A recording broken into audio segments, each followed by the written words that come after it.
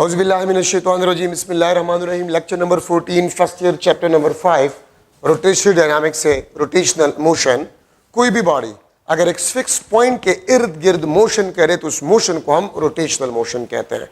और rotational motion के दौरान तमाम पार्टिकल्स मोशन करते हैं फिक्स पॉइंट के इर्द गिर्द सिवाय सेंटर ऑफ मास के। सेंटर ऑफ मास आपके पास जो होता है वो स्टेशनरी होता है या रेस्ट में होता है। ठीक है, ये आपके पास axis of rotation, axis of rotation imaginary line है। ये हमेशा प्लेन ऑफ रोटेशन के परपेंडिकुलर होता है, ये हमेशा प्लेन ऑफ रोटेशन के परपेंडिकुलर होता है। ठीक है, और एक्सिस ऑफ रोटेशन आपके पास जो होता है ये हमेशा आपके पास स्टेशनरी होता है, रेस्ट में होता है। क्यों? क्योंकि एक्सिस ऑफ रोटेशन जिस पॉइंट से गुजरता है वो आपके पास रेस्ट में होता है या स्टेशनरी होता है। रेफरेंस एक्सिस ये रियल लाइन होता है, ये इमेजिनरी नहीं होता। This is always parallel to the plane of rotation. और reference axis आपके पास है, this is movable. This is a movable. Rotational motion के दौरान ये motion करता है, ये rest में नहीं होता। और reference axis उस point को locate करता है जिस point के motion को हम observe करते हैं, उस point को basically ये locate करता है। ठीक है, तो this is reference axis, a real line always parallel to the plane of rotation. This is movable. Axis of rotation always perpendicular to the plane of rotation, always stationary, imaginary line आपके पास होता है। ठीक है, तो rotational motion के दौरान तमाम particles motion करते हैं सिवाय सेंटर ऑफ मास के। सेंटर ऑफ मास आपके पास जो होता है वो हमेशा रेस्ट में होता है, या वो पॉइंट जहां से एक्सिस ऑफ रोटेशन पास हो रहा है वो हमेशा आपके पास रेस्ट में होता है। ठीक है, हम स्टार्ट कर रहे एंगुलर डिस्प्लेसमेंट से, जो कि प्लेन एंगल है। फर्स्ट चैप्टर में डिटेल में हम इसको डिस्कस कर चुके हैं। कोई भी बॉडी अगर सर्कुलर पाथ पे मोशन करता है, ठीक है, तो आपके पास जो कर्व होगा, कर्व, ठीक है, ये आपके पास बॉडी जो है अगर ए पॉइंट से बी पॉइंट तक जाता है तो सेंटर के साथ ये एंगल जो सबटेंड करता है इसको हम एंगुलर डिस्प्लेसमेंट कहते हैं।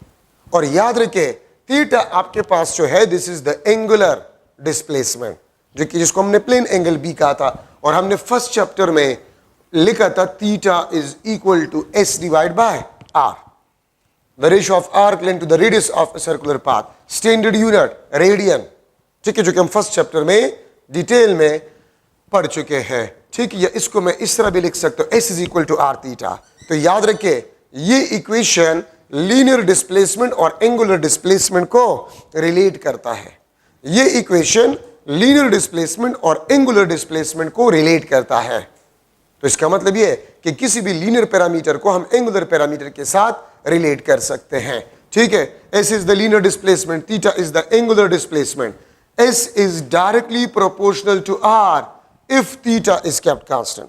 अगर थीटा आपके पास कांस्टेंट हो, या मैं लिख सकता हूं S1 divided by S2 is equal to R1 divided by R2. S is directly proportional to theta.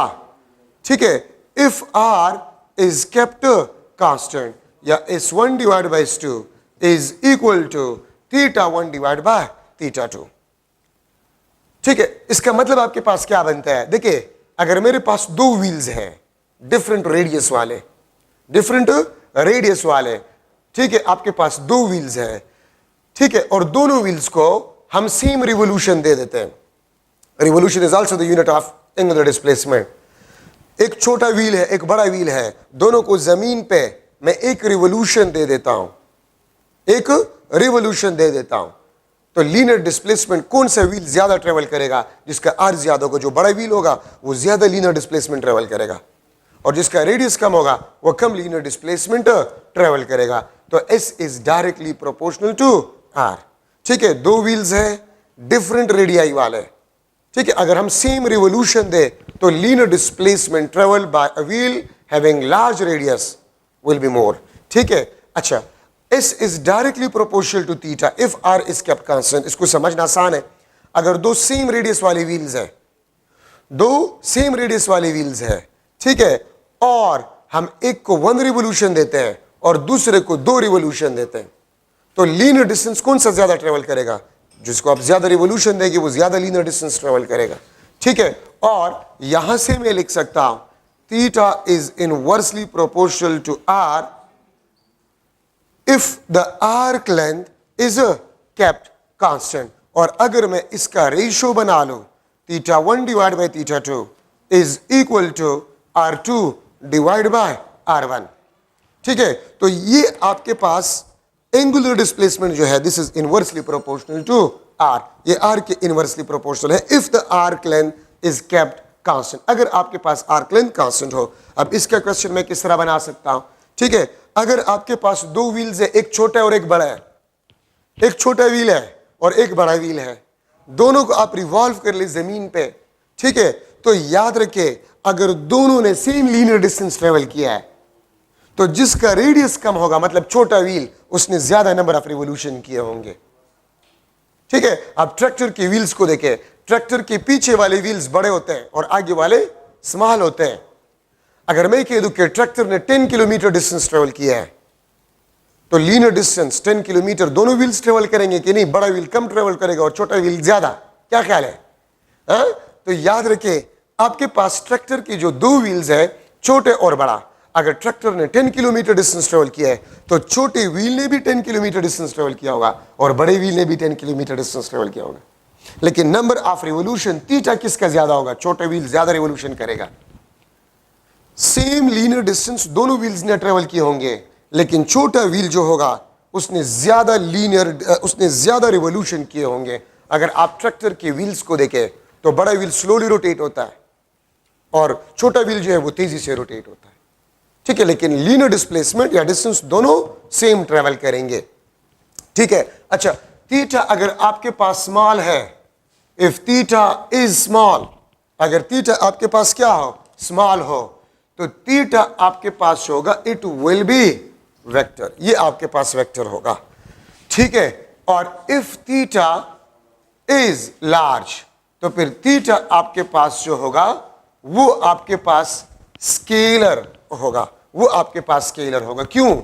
Small theta vector algebra rules को सेटिस्फाई करता है, तो small theta is a vector. और large theta vector algebra rules को satisfy नहीं करता, इसलिए आपके पास लार्ज थीटा जो है वो स्केलर होता है और स्मॉल थीटा वेक्टर होता है. ठीक है, और देखिए थीटा अगर आपके पास वेक्टर है तो एंटी क्लॉकवाइज रोटेशन में अगर आप देखें, ठीक है, तो हम कहते हैं राइट हैंड रूल से थीटा आपके पास अपवर्ड है, थीटा आपके पास अपवर्ड एंड पॉजिटिव होगा. और अगर क्लॉकवाइज रोटेशन हो आपके पास, क्लॉकवाइज रोटेशन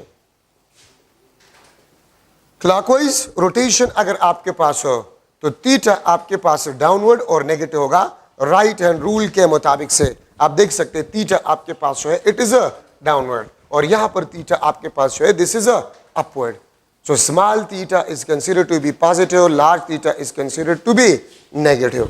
ठीक है, if theta is a vector. और अगर आप इसके वेक्टोरियल फॉर्म को लिख ले तो S is equal to theta cross R. ठीक है, S is equal to theta cross R. ये आपके पास वेक्टोरियल फॉर्म है. ठीक है, S is equal to R theta का. अच्छा, अब यहां पर आपके पास रेडियन स्टैंडर्ड यूनिट है, रिवोल्यूशन, ठीक है, डिग्री, मिनट्स, सेकंड्स भी आप प्लेन एंगल के लिए इस्तेमाल कर सकते हैं. और यहां पर मैं आपको बता रहा हूं स्टार्ट में all angular parameters theta, omega, alpha, ठीक है, etcetera, all angular parameters are always along axis of rotation. Along axis of rotation.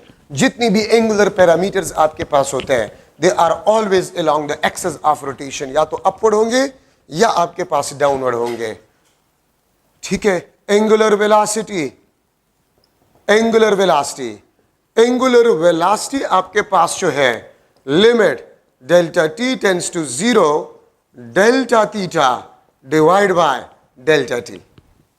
ठीक है, ये आपके पास वेक्टोरियल फॉर्म है. Limit delta T tends to 0 का मतलब आपके पास ये होता है for small T delta theta is vector. ठीक है, तो इसलिए ओमेगा के वेक्टोरियल फॉर्म आपके पास इस तरह बन जाएगा. या the time rate of change of angular displacement is known as angular velocity. The time rate of change of angular displacement is known as angular velocity. इसका यूनिट आपके पास जो होगा standard unit radian per second, ये standard unit है. बाकी RPS revolution per second, RPM revolution per minute, RPH revolution per hour, ये भी आप यूनिट के तौर पे इस्तेमाल कर सकते हैं. एंगुलर वेलोसिटी के यूनिट के तौर पे आप इसको इस्तेमाल कर सकते हैं. ठीक है, RPS revolution per second, RPM revolution per minute, RPH revolution per hour. ठीक है, ये भी यूनिट के तौर पे इस्तेमाल किया जाता है. डिग्री पर सेकंड, डिग्री पर मिनट, डिग्री पर आर. ठीक है, ये भी आप इस्तेमाल कर सकते हैं इसका यूनिट. और याद रखिए ओमेगा आपके पास जो है ये आपको सेंस ऑफ रोटेशन देता है. ये आपको सेंस ऑफ रोटेशन देता है. क्या मतलब है सेंस ऑफ रोटेशन? जब तक direction of rotation anti clockwise हो, जब तक direction of rotation anti clockwise हो, तो ओमेगा आपके पास अपवर्ड एंड पॉजिटिव होगा. तो अगर आपसे कोई पूछे इफ ओमेगा इज अपवर्ड और positive, what will be the direction of rotation? Anti clockwise. ठीक है, जब तक डायरेक्शन ऑफ रोटेशन क्लॉकवाइज होगा, जब तक डायरेक्शन ऑफ रोटेशन आपके पास क्लॉकवाइज होगा, तो ओमेगा आपके पास डाउनवर्ड और नेगेटिव होगा. ओमेगा आपके पास डाउनवर्ड और नेगेटिव होगा. ये बात याद रखें. तो देखिए आपको कंफ्यूज किया जा सकता है किस तरह. एक let's suppose fan is rotating in anti clockwise direction and the direction of omega is upward. Omega का direction upward है. If suddenly the angular velocity of a fan decreases, ठीक है, what will be the direction of angular velocity? तो upward. याद रखिए जब तक direction of rotation anti clockwise हो, जब तक direction of rotation anti clockwise हो, वह एंगुलर वेलोसिटी कांस्टेंट हो, वह एंगुलर वेलोसिटी इंक्रीज हो रहा हो, वह एंगुलर वेलोसिटी डिक्रीज हो रहा हो, जब तक direction of rotation anti clockwise होगा तो ओमेगा आपके पास अपवर्ड और पॉजिटिव होगा. ठीक है, और जब तक डायरेक्शन ऑफ रोटेशन क्लॉकवाइज होगा तो ओमेगा डाउनवर्ड होगा या नेगेटिव होगा. ये कन्वेंशनली लिया गया है कि एंटी क्लॉकवाइज तो omega is upward and positive. ठीक है, तो अगर मैं आपको कह दूं omega is positive, what will be the direction of rotation? Anti clockwise. If omega is negative, what will be the direction of rotation? Clockwise. If omega is upward, what will be the direction of rotation? Anti-clockwise. If omega is downward, what will be the direction of rotation? तो आपके पास clockwise. ठीक है. अच्छा, अब अगर मैं लिख लो for one revolution, for one revolution के लिए डेल्टा थीटा आपके पास 2 पाई के बराबर होता है. ठीक है, वन रिवोल्यूशन में 2 पाई रेडियन एंगल सबसेंड होता है. और ये आपके पास कैपिटल टी, ये आपके पास टाइम ऑफ रिवोल्यूशन है.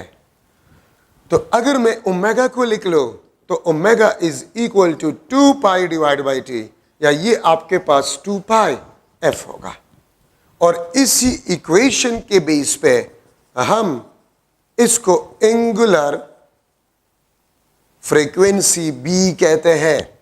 इसको हम एंगुलर फ्रीक्वेंसी बी कहते हैं. ठीक है, ये बात याद रखिए. तो अगर आपको टाइम ऑफ रिवोल्यूशन गिवन हो, अगर मैं कह दूं 1 सेकंड में 1 रिवोल्यूशन हो रहा है, what will be the angular velocity of rotatory body? तो 2 pi radian per second. If the linear frequency is 10 hertz, is 10 hertz, what will be the angular frequency? तो 20 पाई रेडियन हर्ट्ज आपके पास angular frequency होगा. ठीक है, अगर आपके पास ratio of angular frequency to the linear frequency, this will be equal to 2 pi. The ratio of angular frequency to the linear frequency is equal to 2 pi. The ratio of linear frequency to the angular frequency, this is equal to 1 divide by 2 pi. ठीक है, मैं लिख सकता हूं the product of angular velocity and time of revolution, this is equal to 2 पाई. ये आपके पास 2 पाई के बराबर होगा. ठीक है, ये आपके पास 2 पाई के बराबर आपके पास होगा. ठीक है, ये बात याद रखिए. So the ratio of angular frequency to the linear frequency is equal to 2 pi. ठीक है, the product of angular frequency and time of revolution is equal to 2 pi. तो अगर आपको टाइम ऑफ रिवोल्यूशन गिवन हो या linear frequency, what will be the angular velocity, आप यहां से मालूम कर सकते हैं। और अगर मैं लिख लो फॉर एन रिवोल्यूशन ओमेगा आपके पास जो होता है this is equal to n two pi divide by t, या इसको मैं लिख सकता हूं 2 पाई n इंटू f। क्या मतलब है इसका? अगर आपको बताया जाए कि 10 रिवोल्यूशन एक बॉडी ने किया 1 सेकंड में, तो n 10 पुट करे और time of revolution 1 second put करे, आपके पास एंगुलर फ्रीक्वेंसी आ जाएगा। ठीक है, नंबर ऑफ रिवोल्यूशन अगर गिवन हो, लीनियर फ्रीक्वेंसी गिवन हो, एंगुलर फ्रीक्वेंसी आपके पास आ जाएगा। तो ये आपके पास n नंबर ऑफ रिवोल्यूशन के लिए आपके पास इक्वेशंस है। Omega is equal to 2 pi n divide by t या 2 पाई n f। तो ये आपके पास n रिवोल्यूशंस के लिए है। ठीक है, अच्छा अब अगर मैं रिलेट करूं, ठीक है, the relation between linear velocity and angular velocity, जिस तरह हम लीनियर डिस्प्लेसमेंट और एंगुलर डिस्प्लेसमेंट को रिलेट कर सकते हैं, एग्जैक्टली उसी तरह हम लीनियर वेलोसिटी और एंगुलर वेलोसिटी को भी रिलेट कर सकते हैं। लेकिन इससे पहले एक बात आप लोग याद रखें, ठीक है, कि आपके पास theta, omega, time of revolution, frequency और angular acceleration, these are independent, these are independent of r। ठीक है, ये r, this is independent of r, distance of particle, that is distance of particle from axis of rotation। ठीक है, axis of rotation से आपके पास जो है, तो ये r से इंडिपेंडेंट है। ठीक है, रिजिड बॉडी भी एक बात याद रखिए, रिजिड बॉडी आपके पास क्या होता है? If particles are at constant distances, if particles are at constant distances from each other, if particles are at constant distances from each other and they are interlocked, इसको हम रिजिड बॉडी कहते हैं, इसको हम रिजिड बॉडी कहते हैं। ठीक है, अगर ये आपके पास एक रिजिड बॉडी है, इसमें डिफरेंट पार्टिकल्स है, इसमें डिफरेंट पार्टिकल्स है आपके पास।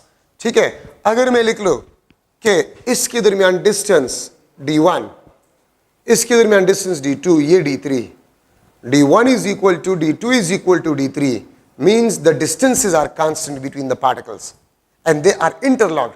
तो फिर इस बॉडी को हम रिजिड बॉडी कहते हैं। याद रखिए, 100% rigid body is not possible, but solid bodies को हम रिजिड बॉडी कंसिडर करते हैं, सॉलिड बॉडीज को हम रिजिड बॉडी कंसिडर करते हैं। क्यों? क्योंकि अगर आप रिजिड बॉडी कंसिडर करें तो याद रखिए आपके पास जो है रोटेशनल डायनामिक्स में प्रॉब्लम सॉल्यूशन इंतहाई आसान हो जाता है। ठीक है, अगर आप सॉलिड बॉडी को रिजिड बॉडी कंसिडर करें तो देखिए, अगर ये रिजिड बॉडी है और ये आपके पास एक्सेस ऑफ रोटेशन है, तो डिफरेंट पार्टिकल्स डिफरेंट डिस्टेंसेस पे है, r1, r2, ये आपके पास r3। ठीक है, तो एक बात याद रखिए, अगर रिजिड बॉडी रोटेटरी मोशन करता है तो रिजिड बॉडी के हर एक पार्टिकल का एंगुलर डिस्प्लेसमेंट, उसका एंगुलर वेलोसिटी, उसका टाइम ऑफ रिवोल्यूशन, उसका फ्रीक्वेंसी, उसका एंगुलर एक्सेलरेशन, तमाम पार्टिकल्स के सेम होंगे। अगर आप घर में देखिए फैन लगा हुआ है, फैन एक रिजिड बॉडी आप कंसिडर करें, तो अगर फैन रोटेटरी मोशन करता है तो फैन के हर एक पार्टिकल रोटेटरी मोशन कर रहा है, या फैन अगर रिजिड बॉडी आप कंसिडर करें तो फैन का हर एक पार्टिकल अपने पोजीशन पे सर्कुलर मोशन करता है। तो अगर मैं कह दूं कि फैन का एंगुलर वेलोसिटी, फैन का एंगुलर वेलोसिटी वो 2 रिवोल्यूशन पर सेकंड है, let's suppose 2 revolution per second, आपके पास अगर एंगुलर वेलोसिटी है फैन का तो फेन के हर एक पार्टिकल का angular velocity 2 revolution per second होगा, ख्वाह पार्टिकल एक्सिस के नजदीक है ख्वाह पार्टिकल एक्सिस से दूर है। अगर मैं कह दूं कि angular displacement of a fan around its on axis is a 2 revolution per second, तो हर एक पार्टिकल 1 सेकंड में 2 रिवोल्यूशन करेंगे। एंगुलर डिस्प्लेसमेंट भी सेम होगा, टाइम ऑफ रिवोल्यूशन भी सेम होगा, फ्रीक्वेंसी भी सेम होगा। ठीक है, अगर फेन का एंगुलर एक्सेलरेशन 0 है तो हर एक पार्टिकल का एंगुलर एक्सेलरेशन 0 होगा। तो मैंने जो लिखा है theta, omega, time period, frequency और alpha, they are independent of r the distance of a particle from the axis of rotation. ठीक है, रिजिड बॉडी के डिफरेंट पार्टिकल्स का distance from axis of rotation उसको हम आर कहते हैं। तो ये बहुत इंपॉर्टेंट कंसेप्ट है, ये याद रखें। अच्छा, relation between linear velocity and angular velocity, तो v is equal to R omega, और इसको मैं इस तरह भी लिख सकता हूं, और इसको मैं इस तरह भी लिख सकता हूं, v is equal to R 2 pi divide by T, और v is equal to 2 pi R into F. ठीक है, तो ये आपके पास जो है मुख्तलिफ किस्म के इक्वेशन है फॉर द लीनियर वेलोसिटी। यहां पर मैं लिख सकता हूं v is directly proportional to r। ठीक है, if angular velocity is kept constant, या v1 divide by v2 is equal to r1 divide by r2। v is the linear velocity of every particle of a rigid body which is rotating around the fixed axis। ठीक है, तो इसका मतलब आपके पास ये बन रहा है कि रिजिड बॉडी, फॉर एग्जांपल आपका फेन है, वो रोटेटरी मोशन करे, तो उस फेन का हर एक पार्टिकल का जो लीनियर वेलोसिटी होगा, अगर डिस्टेंस डिफरेंट है तो लीनियर वेलोसिटी डिफरेंट होगा, बावजूद इसके कि एंगुलर वेलोसिटी कांस्टेंट होगा। और मैंने आपको स्टार्ट में बताया कि अगर फेन रोटेटरी मोशन करता है तो angular velocity of all the particles will be same और constant, but the linear velocity of all the particles will be different. Linear velocity आपके पास डिफरेंट पार्टिकल्स के डिफरेंट आपके पास होंगे, तो v is directly proportional to r। If omega is kept constant, तो v1 divide by v2 is equal to r1 divide by r2। तो rigid body के डिफरेंट पार्टिकल्स अगर डिफरेंट डिस्टेंसेस पे, तो उनके लीनियर वेलोसिटी आपके पास क्या होंगे, डिफरेंट होंगे। उनके लीनियर वेलोसिटीज आपके पास जो है वो डिफरेंट होंगे। ठीक है, तो ये बात आप लोग याद रखिए। अच्छा, अब यहां पर मैं लिख रहा हूं, इसका मतलब ये बना कि linear velocity is R dependent but angular velocity is independent of R. अच्छा, अब यहां से मैं लिख सकता हूं v is directly proportional to omega, v is inversely proportional to the time of revolution, v is directly proportional to the frequency।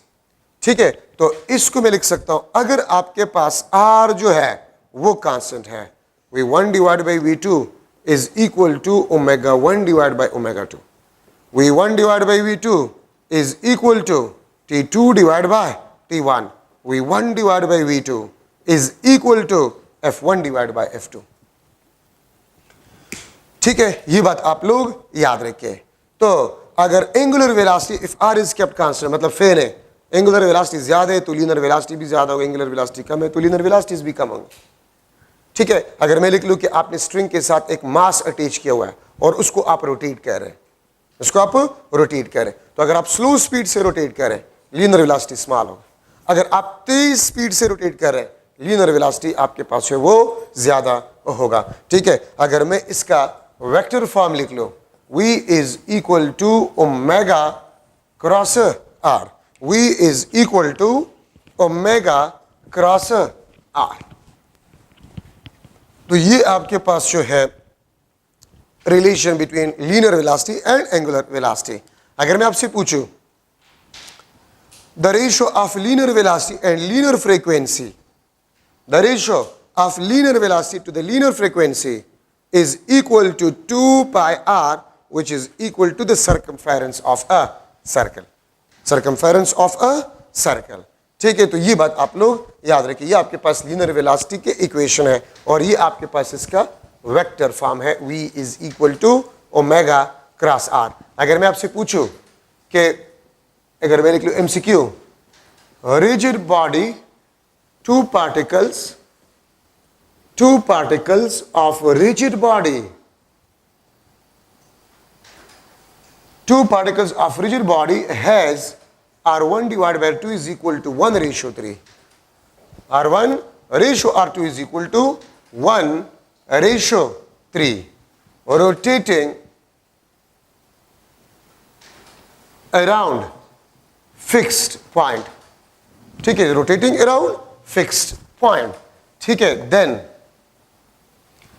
the ratio of their linear velocities will be equal to dash. दो particles है rigid body के जो rotatory motion कर रहे हैं, उनके R के ratios 1 ratio 3 है, तो linear velocities के ratio आपके पास जो है वो क्या होंगे?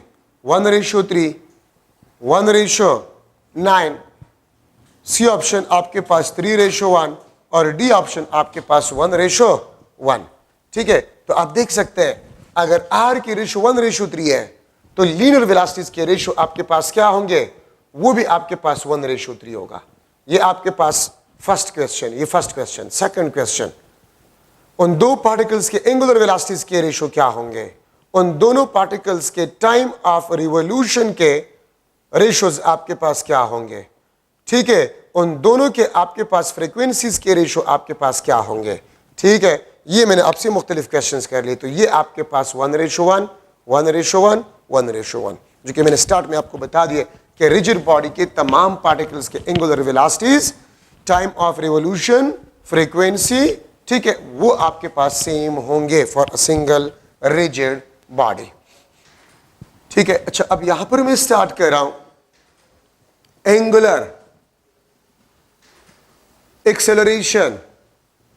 Angular acceleration, the time rate of change of angular velocity is known as angular acceleration. ठीक है, आपके पास angular acceleration होगा. ठीक है, अगर angular velocity में change आएगा तो angular acceleration प्रोड्यूस होगा, और अगर एंगुलर वेलोसिटी में चेंज नहीं आएगा तो एंगुलर एक्सेलरेशन आपके पास जीरो होगा. मैग्नीट्यूड वाइज में इसको इस तरह लिख सकता हूं, delta omega divide by delta T.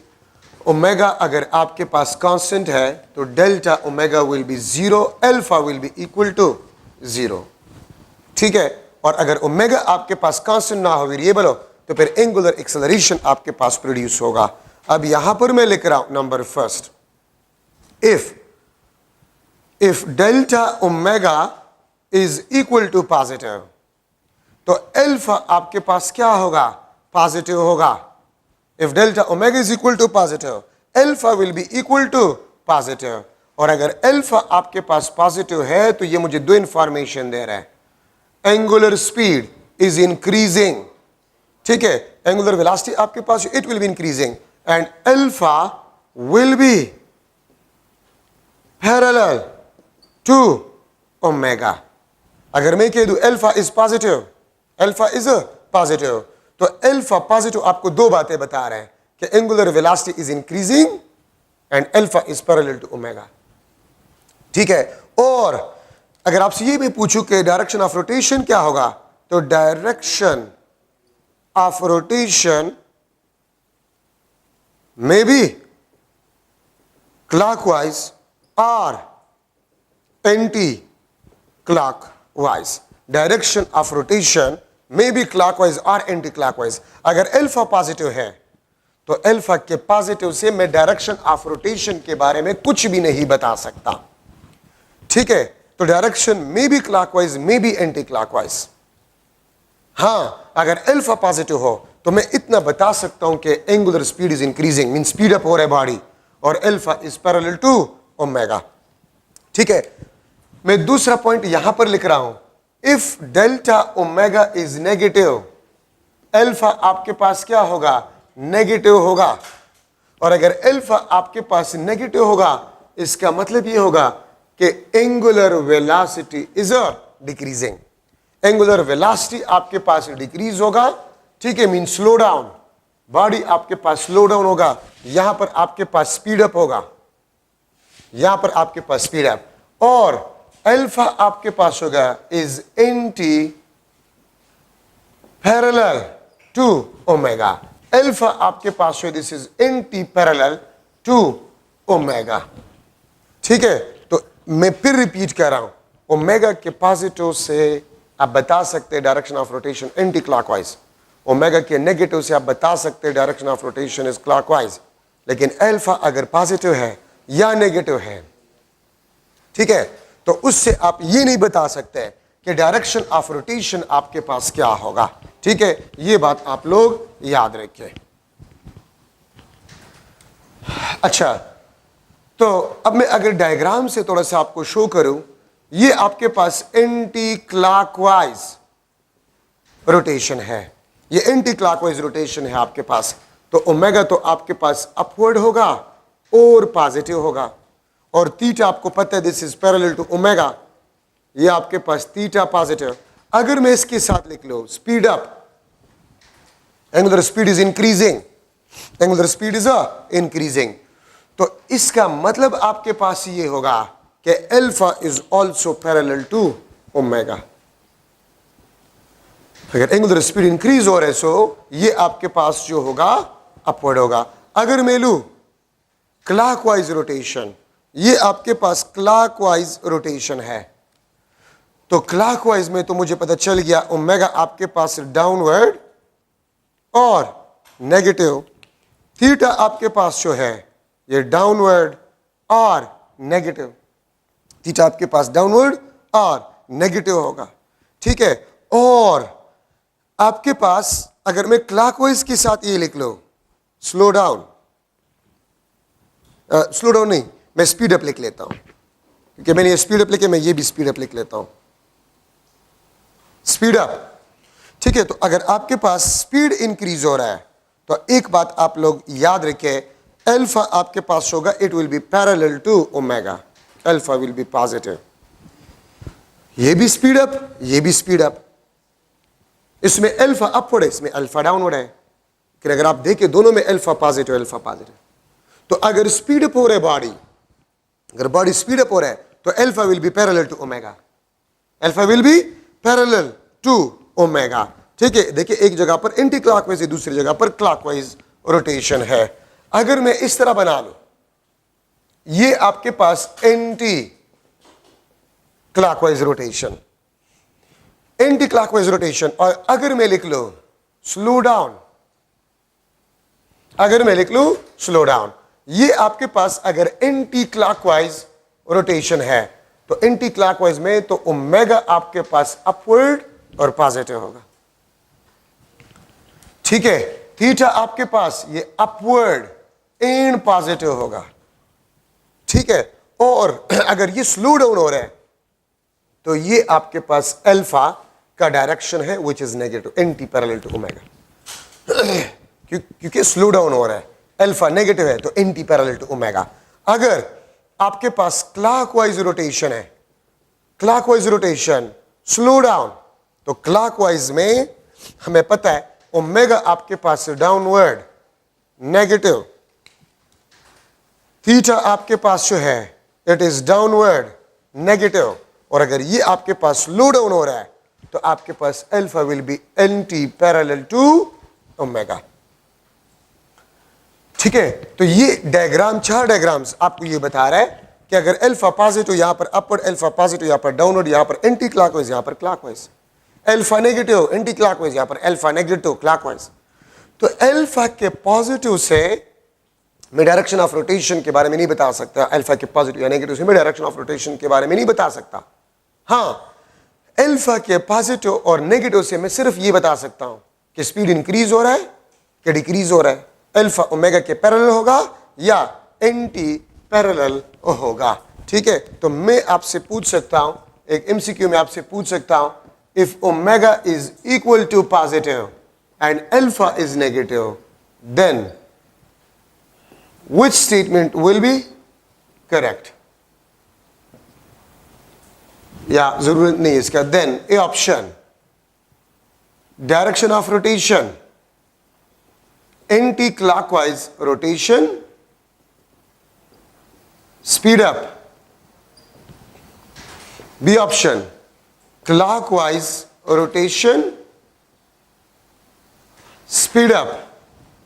C option, anti-clockwise rotation or speed up, D option anti clockwise rotation और स्लो डाउन। अगर अल्फा नेगेटिव तो स्पीड अप और स्पीड अप, ये आपके पास क्लॉकवाइज स्पीड अप, ये आपके पास क्लॉकवाइज स्लो डाउन। तो स्पीड अप और स्पीड अप तो नहीं होगा क्योंकि अल्फा नेगेटिव है। तो इन दोनों में आपके पास स्पीड अप, ये मैंने कहा पर clockwise rotation slow down, clockwise rotation speed up, anti clockwise speed up, anti clockwise rotation, ये आपके पास स्लो डाउन, ये आपके पास स्लो डाउन। ठीक है, तो देखिए स्पीड अप वाले आंसर तो आपके पास नहीं, स्लो डाउन में होगा क्योंकि अल्फा नेगेटिव है। ओमेगा पॉजिटिव तो एंटी क्लॉकवाइज रोटेशन, ये आपके पास करेक्ट ऑप्शन होगा। ठीक है, तो इस किस्म के क्वेश्चंस आपके पास आ सकते हैं। तो ये आपके पास एंगुलर एक्सेलरेशन में इंपॉर्टेंट डिस्कशन आपके पास बन गया है। ठीक है, अब देखिए अगर मैं लूं ये आपके पास डायरेक्शन ऑफ मोशन है या वेलोसिटी का डायरेक्शन है और आप along a direction of motion force लगा रहे हैं, तो ये फोर्स F आपके पास जो है it can change magnitude of velocity, ये वेलोसिटी के मैग्नीट्यूड को चेंज करेगा। ठीक है, और अगर ये आपके पास मोशन या डायरेक्शन ऑफ वेलोसिटी है और परपेंडिकुलर फोर्स आप लगा रहे हैं,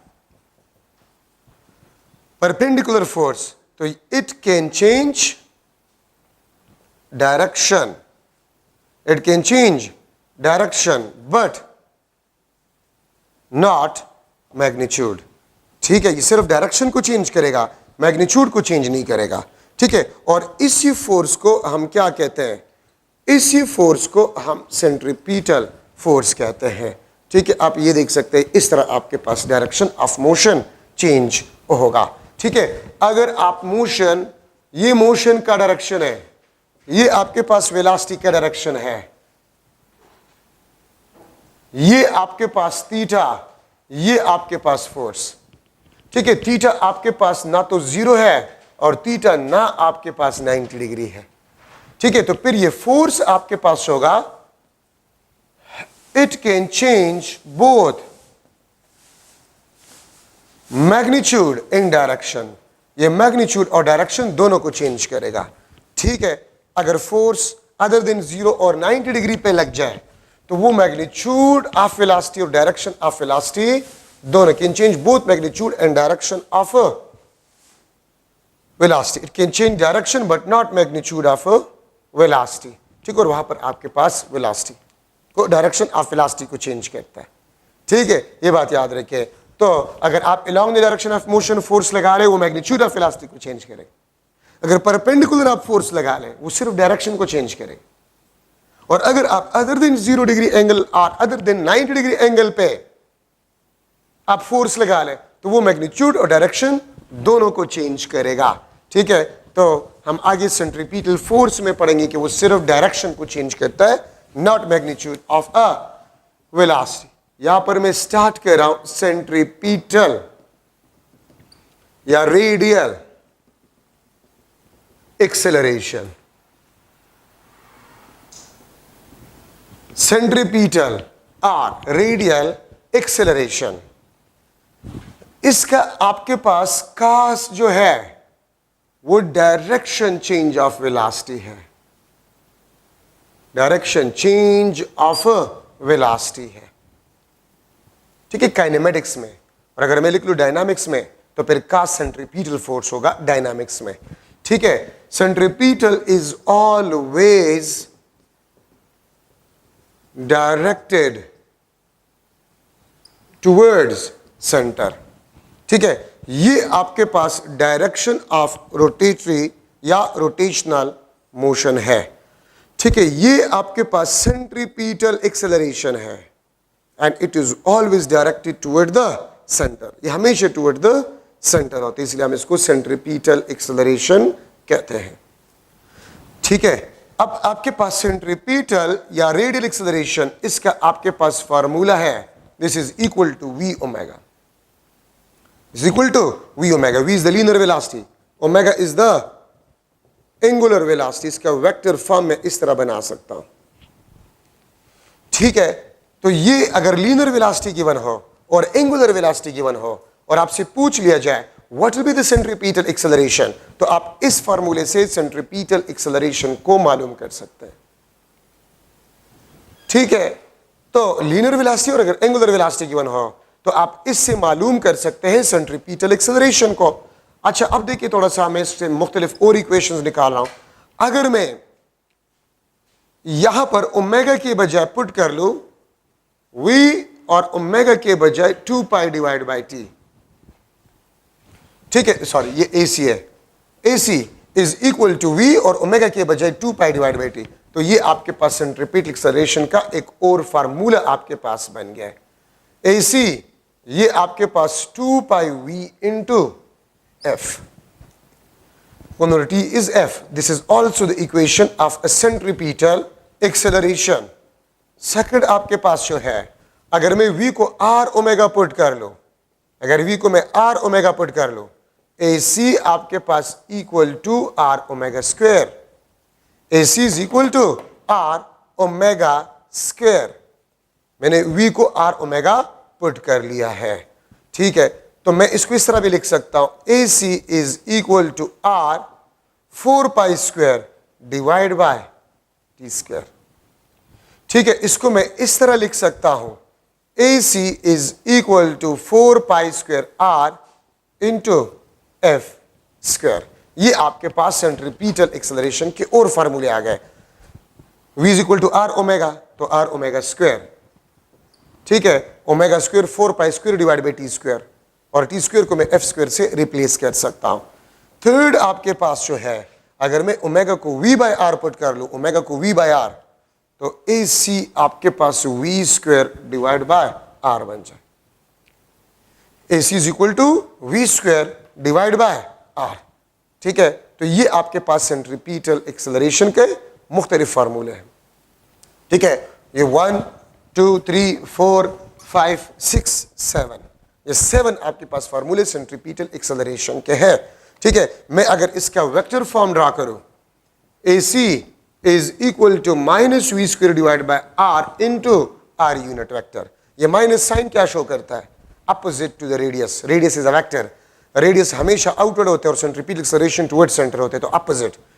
तो माइनस साइन शो करते हैं centripetal acceleration is always directed toward the center. Negative sign का मतलब आपके पास ये होता है।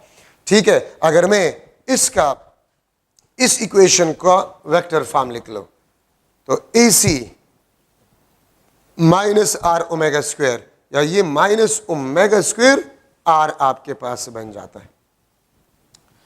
ठीक है, equal to minus omega square r, क्योंकि r unit vector is equal to r vector divide by magnitude. तो यहां पर अगर आप आर यूनिट वेक्टर के बजाय पुट करें तो ये आर आर कैंसिल, और minus omega square r vector आपके पास बन जाएगा। तो सेंट्रीपिटल एक्सेलरेशन आपके पास इसके बराबर हो जाए। ठीक है, तो ये सारे आपके पास सेंट्रीपिटल एक्सेलरेशन की इक्वेशन है एमसीक्यूज के लिए। AC is directly proportional to omega square, AC is inversely proportional to t square, AC is directly proportional to f square, AC is directly proportional to the square of linear velocity, AC is inversely proportional to the radius of a circular path. MCQs में आ सकते हैं कि if angular velocity is double, अगर angular velocity double हो जाए तो centripetal acceleration कितना time बन जाएगा? 4 टाइम। अगर angular velocity half हो जाए centripetal acceleration 4 टाइम डिक्रीजेस। अगर linear velocity double हो जाए तो centripetal acceleration आपके पास 4 टाइम्स बन जाएगा। अगर लीनियर वेलोसिटी हाफ हो जाए सेंट्रीपिटल एक्सेलरेशन आपके पास जो है 4 टाइम डिक्रीज हो जाएगा। अगर फ्रीक्वेंसी डबल हो जाए सेंट्रीपिटल एक्सेलरेशन आपके पास 4 टाइम्स बन जाएगा। ठीक है, and if the radius of a circular path is double centripetal acceleration आपके पास जो है वो हाफ हो जाएगा। ठीक है, तो वो आप एमसीक्यूज के लिए डिस्कस कर सकते हैं। तो सेंट्रीपिटल एक्सेलरेशन को हम रेडियल एक्सेलरेशन भी कहते हैं, और इसका कास आपके पास होते चेंजिंग डायरेक्शन ऑफ वेलोसिटी आपके पास होता है, और ये एमसीक्यूज के लिए जरूरी पॉइंट्स है कि ये चेंज होगा तो सेंट्रीपिटल एक्सेलरेशन कितना चेंज होगा। तो दूसरा आपके पास जो है tangential acceleration, tangential acceleration. Tangential acceleration का खास आपके पास जो होता है वो चेंजिंग मैग्नीट्यूड ऑफ वेलोसिटी होता है। Changing magnitude of velocity. Centripetal acceleration का कास होता है चेंजिंग डायरेक्शन, और टेंजेंशियल एक्सेलरेशन का जो कास होता है वो changing magnitude of a velocity आपके पास होता है। ठीक है, ये बात आप लोग याद रखें। इसको हम टेंजेंशियल क्यों कहते हैं?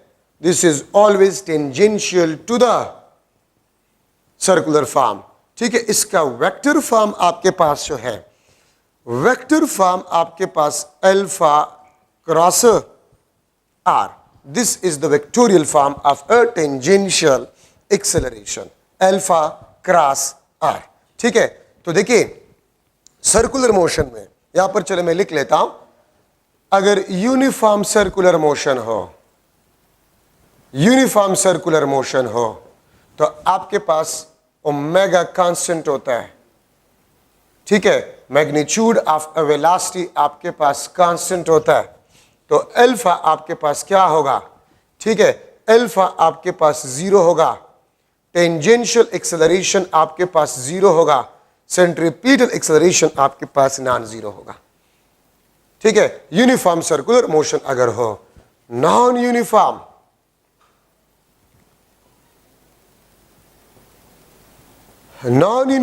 सर्कुलर मोशन अगर आपके पास है, ओमेगा नॉट कांस्टेंट, ओमेगा आपके पास कांस्टेंट नहीं होगा, magnitude of a velocity is not constant. ठीक है, तो आपके पास अल्फा बी नॉन जीरो होगा, टेंजेंशियल एक्सेलरेशन भी आपके पास नॉन जीरो होगा। ठीक है, और सेंट्रीपिटल या रेडियल एक्सेलरेशन भी आपके पास नॉन जीरो होगा।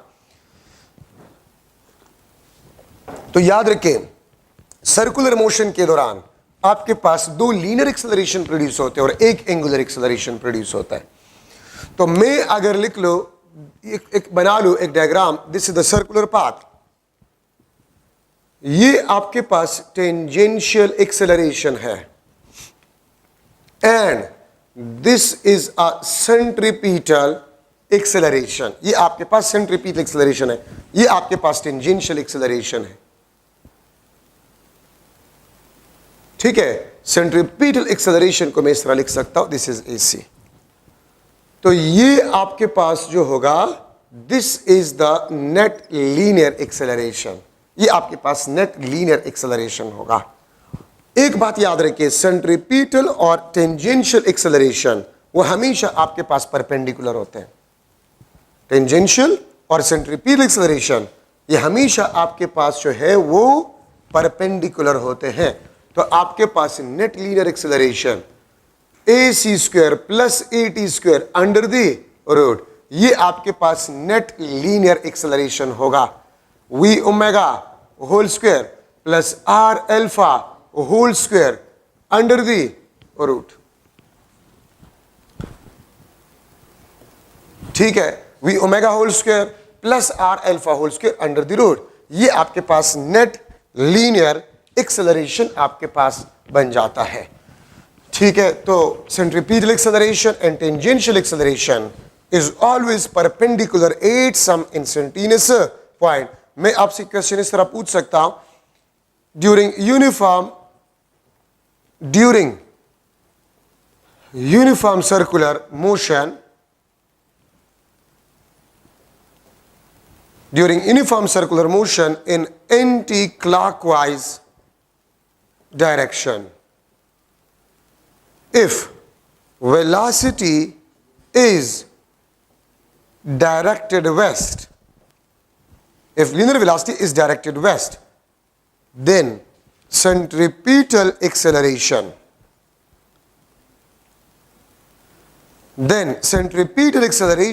at that point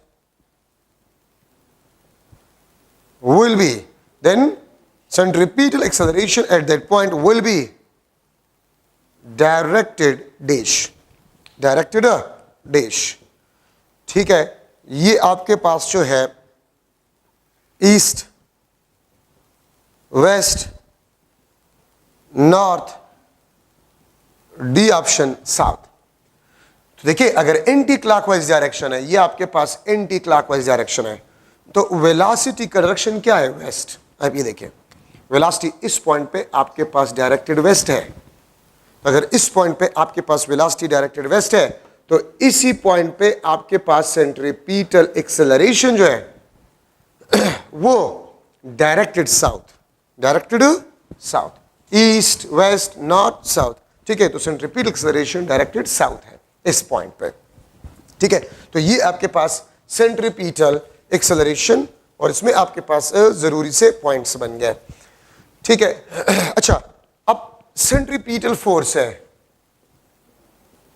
centripetal force वो फोर्स जो सिर्फ और सिर्फ डायरेक्शन ऑफ वेलोसिटी को चेंज कर जाए, उसको हम सेंट्रीपिटल फोर्स कहते हैं। ठीक है, सेंट्रीपिटल फोर्स वो फोर्स होता है जो सिर्फ और सिर्फ डायरेक्शन ऑफ वेलोसिटी को चेंज करे, मैग्नीट्यूड ऑफ वेलोसिटी को नहीं, उसको बेसिकली हम सेंट्रीपिटल फोर्स कहते हैं। Centripetal force is always perpendicular to the velocity.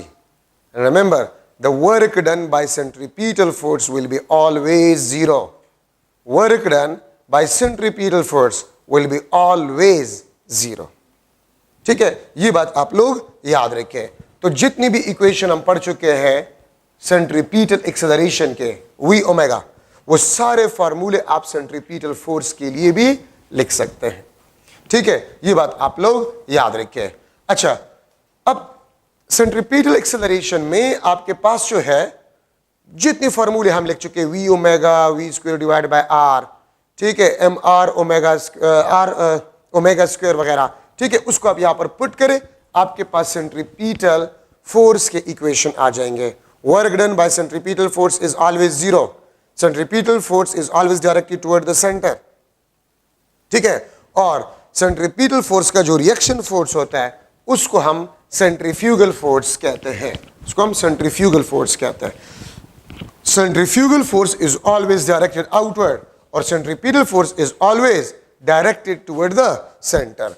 ठीक है, ये बात याद रखें। अच्छा, अब अगर मैं ले रहा हूं यूनिफॉर्म सर्कुलर मोशन, तो यूनिफॉर्म सर्कुलर मोशन में मैग्नीट्यूड ऑफ वेलोसिटी कांस्टेंट होता है, एंगुलर वेलोसिटी आपके पास कांस्टेंट होता है, अल्फा आपके पास क्या होता है? जीरो। ठीक है, यूनिफॉर्म सर्कुलर मोशन दो पाथ पे आपके पास है, हॉरिजॉन्टल सर्कुलर पाथ पे, हॉरिजॉन्टल सर्कुलर पाथ पे, वर्टिकल सर्कुलर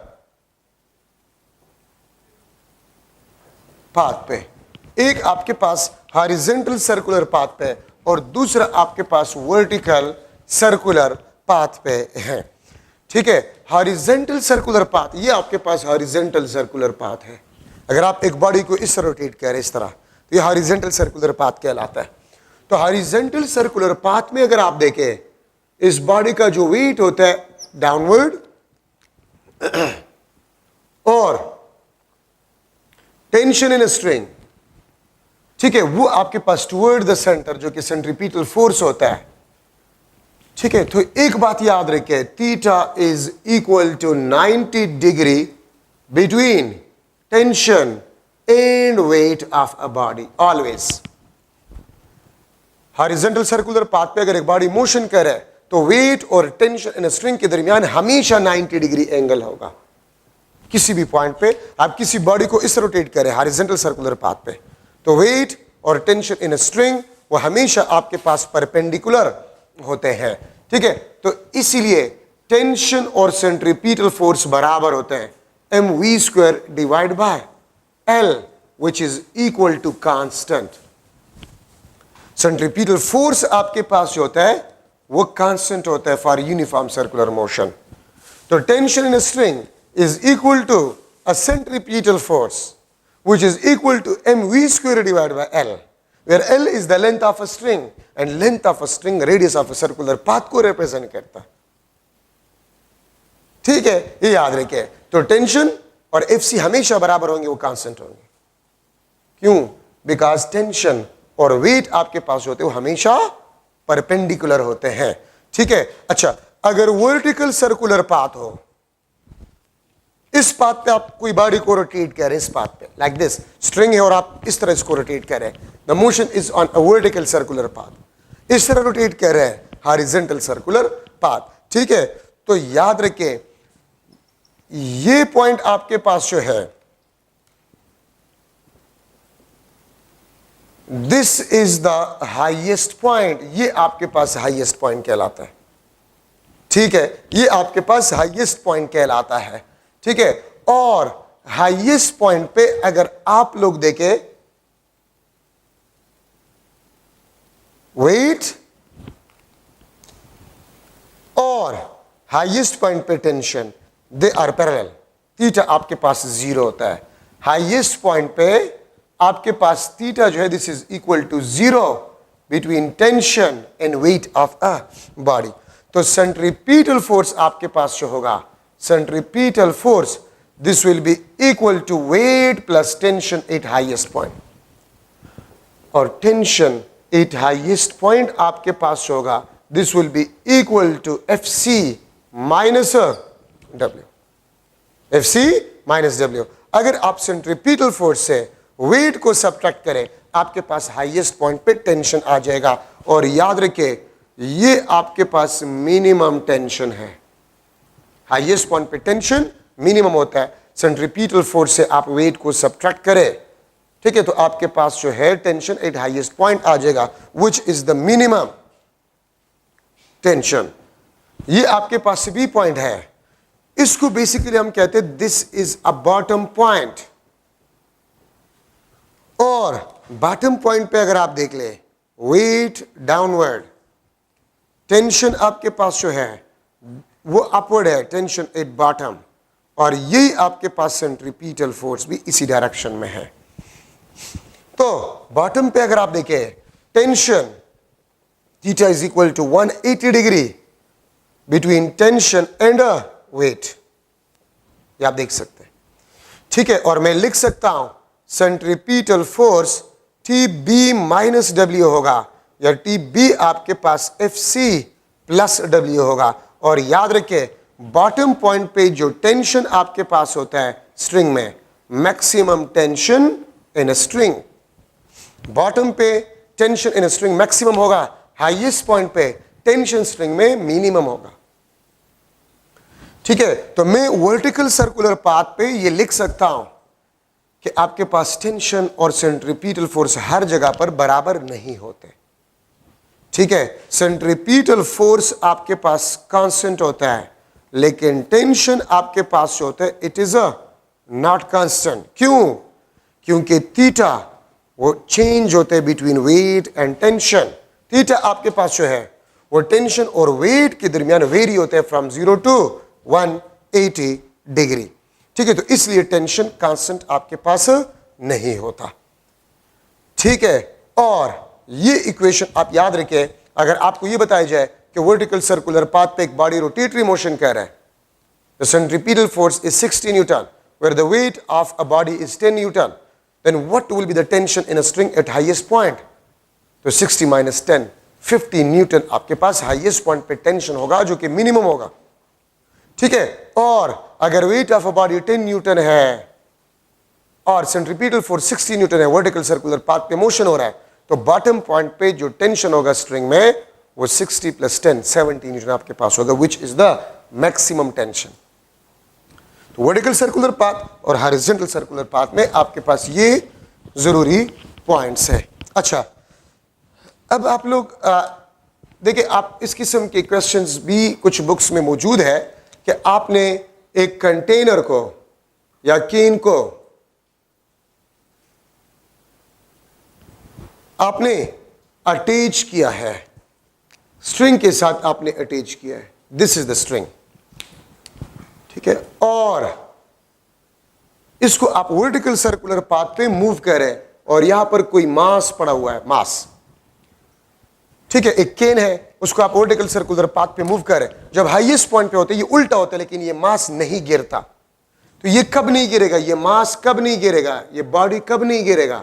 तो याद रखिए if centripetal or centrifugal force is greater than the weight of this body या equal to the weight, so body will not fall. Body will not fall. और अगर centripetal force या centrifugal force weight से कम हो तो body will fall. Body आपके पास fall हो जाएगा. ठीक है, बॉडी आपके पास जो है वो फॉल हो जाएगा. ठीक है, ये बात आप लोग याद रखें. मौत का कुआं जिसको हम कहते हैं, सर्कस में होता है अक्सर, उसको हम साइंटिफिक लैंग्वेज में रोटर कहते हैं. इसको हम रोटर कहते हैं. अगर उस रोटर को हम रोटेट करें अराउंड अ फिक्स पॉइंट, अगर इसको हम रोटेट करें अराउंड अ फिक्स पॉइंट, ठीक है, with a constant angular velocity, और यहां पर एक कोई आदमी है, वो यहां पर खड़ा है, बिल्कुल दीवार के साथ खड़ा है. जिस तरह आप ये देखें, इस तरह दीवार के साथ आप खड़े हैं, और इस रोटर को रोटेट किया जाए अराउंड अ फिक्स पॉइंट, और इसके पांव के नीचे से इस फ्लोर को खोल जाए, तो ये बंदा नहीं गिरेगा. ठीक है, क्यों? इस पे सेंट्रीफ्यूगल फोर्स है. ये सेंट्रीफ्यूगल फोर्स, ये आपके पास सेंट्रीपिटल फोर्स, और ये आपके पास क्या होगा? वेट. तो ये बंदा क्यों नहीं गिरा? क्योंकि सेंट्रीपिटल फोर्स इसके वेट से ज्यादा है, तो इसलिए ये बंदा इस दीवार के साथ स्टक होगा. बाइक वाला, ठीक है, मौत के कुएं के वॉल्स पे मोशन कर रहे, कार वाला, वो क्यों नहीं गिरता? रोटेशन के दौरान अगर सेंट्रीपिटल और सेंट्रीफ्यूगल फोर्स उस कार के वेट से ज्यादा हो, वो कार नहीं गिरेगा. लेकिन अगर वो स्लो हो जाए, वो सीधे नीचे गिरेगा, क्योंकि फिर वेट ज्यादा हो जाएगा. ठीक है, तो ये आपके पास जो है, इसमें जरूरी पॉइंट्स आपके पास बन गए सर्कुलर मोशन में. ट्रांसलेटरी मोशन आपके पास दो किस्म के है. Translatory motion, curvilinear and rectilinear. Rectilinear mean straight path पे motion, curvilinear mean curve path पे मोशन. बाकी है दोनों आपके पास लीनियर या ट्रांसलेटरी मोशन आपके पास है. अच्छा, अब यहां पर हम डिस्कस कर रहे हैं moment of inertia. Moment of inertia, the property of a rotatory body due to which it resists change in state of rest or uniform rotational motion. किसी भी बॉडी का वो प्रॉपर्टी जिसकी वजह से एक बॉडी अपने स्टेट ऑफ रेस्ट में चेंज लाने को अपोज करे या यूनिफॉर्म रोटेशनल मोशन में चेंज लाने को अपोज करे, उस प्रॉपर्टी को हम कहते हैं मोमेंट ऑफ इनर्शिया. याद रखे, torque is equal to I alpha. ये आपके पास न्यूटन सेकंड लॉ है in rotational dynamics. In rotational dynamics, ठीक है, torque is equal to I alpha. This is the Newton second law in a rotational dynamics. ठीक है, और इस टॉर्क को हम कहते हैं, this is the rotational analog of force in rotational dynamics. ठीक है, और यहां पर मैंने पहले भी आपको बताया था कि एंगुलर एक्सेलरेशन का कास्ट जो है, it is torque in a rotational dynamics. ठीक है, torque into a rotational dynamics. ये आई किस चीज को रिप्रेजेंट करता है? आई आपके पास जो है, this is the moment of inertia. Moment of inertia. और ये कहां से आपके पास आ गया? देखिए, F is equal to m a, torque is equal to m r square alpha. तो अगर आप देखिए, ये दोनों आपके पास एक्सेलरेशन है और ये मास, इसमें इनर्शिया है, तो ये एम आर स्क्वायर आपके पास जो है, एम आर स्क्वायर, ठीक है, ये भी इनर्शिया का काम करेगा इन रोटेशनल डायनामिक्स. तो लीनियर मोशन में मास इनर्शिया है और इसमें एम आर स्क्वायर इनर्शिया है, जिसको मोमेंट ऑफ इनर्शिया कहा गया है. मोमेंट ऑफ इनर्शिया किस चीज पे डिपेंड करता है? मास ऑफ बॉडी पे, ठीक है, and the distance of body from axis of rotation. और ये आपके पास सर्कुलर मोशन के लिए है. ये आपके पास सर्कुलर मोशन के लिए है. ठीक है, मास एंड डिस्ट्रीब्यूशन, यहां पर इसके बजाय मैं यहां पर भी आर को इस तरह भी लिखता हूं, डिस्ट्रीब्यूशन ऑफ मास पे भी डिपेंड करता है. Distribution of mass around axis of rotation. Distribution of mass around axis of rotation. और ये बात हम कब करते हैं? ये हम रोटेटरी मोशन के लिए करते हैं, रोटेटरी मोशन के लिए हम करते हैं। ये आपके पास रिजिड बॉडी के लिए, आपके पास क्या है? रिजिड बॉडी के लिए है, ठीक है। तो ये आपके पास मास पे, moment of inertia mass of a body पे, distance of a particle from the axis of rotation अगर मोशन सर्कुलर मोशन है, या distribution of mass around axis of rotation पे मोमेंट ऑफ इनर्शिया डिपेंड करता है। किस तरह? अगर मैं दो सिमिलर रॉड्स लूं, अगर मैं दो सिमिलर रॉड्स लूं,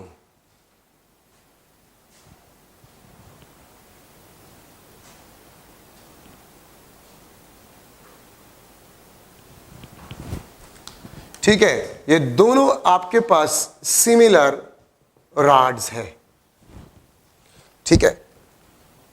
ये मैं इस एक्सिस के अराउंड रोटेट कर रहा हूं, this is the axis of rotation, ठीक है। और ये आपके पास जो है, ये आपके पास मैं इस एक्सिस के अराउंड रोटेशन दे रहा हूं। आप ये देखिए, मैं इस मार्कर को इस एक्सिस के अराउंड रोटेटरी मोशन दे रहा हूं, तो axis of rotation is perpendicular to the length, वो वाला केस। मैं इस मार्कर को इस तरह रोटेट कर रहा हूं, इस तरह। Now the axis of rotation is along the length of a rod, ये वाला केस। सिमिलर रॉड्स है, इसका मोमेंट ऑफ इनर्शिया I1, इसका मोमेंट ऑफ इनर्शिया I2, बावजूद इसके कि रॉड सिमिलर है, लेकिन moment of inertia will be different, उसका मोमेंट ऑफ इनर्शिया ज्यादा है। क्यों? Because the mass is distributed away from the axis of rotation,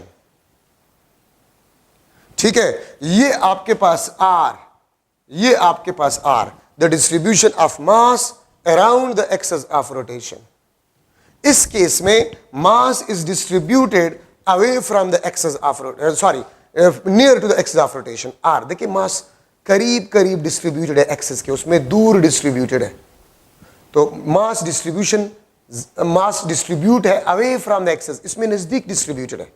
तो अगर डिस्ट्रीब्यूशन ऑफ मास अवे है from the axis of rotation, तो मोमेंट ऑफ इनर्शिया ग्रेटर होगा। यहां पर नजदीक मास डिस्ट्रीब्यूटेड है, तो मोमेंट ऑफ इनर्शिया आपके पास जो इस केस में कम होगा, ठीक है। तो उसका मोमेंट ऑफ इनर्शिया ज्यादा है।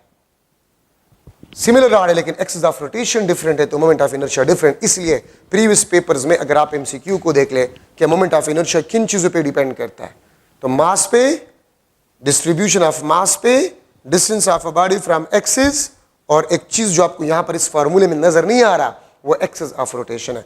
एक्सिस ऑफ रोटेशन पे भी डिपेंड करता है। अगर इस रॉड का एक्सिस ऑफ रोटेशन आप यहां पर बना लें, तो फिर भी मोमेंट ऑफ इनर्शिया चेंज होगा। तो एक्सिस ऑफ रोटेशन पे भी मोमेंट ऑफ इनर्शिया डिपेंड करता है। दूसरा एग्जांपल है, लेट सपोज ये आपके पास डिस्क है, ये आपके पास डिस्क है, मास ऑफ अ डिस्क, ठीक है, md है, और इसका रेडियस आपके पास जो दिस इज rd, ठीक है।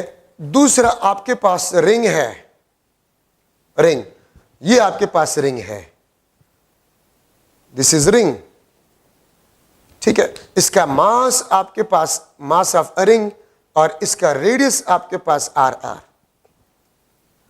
अगर मैं लिख लो कि आपके पास मास जो है डिस्क और रिंग दोनों के मासेस बराबर है,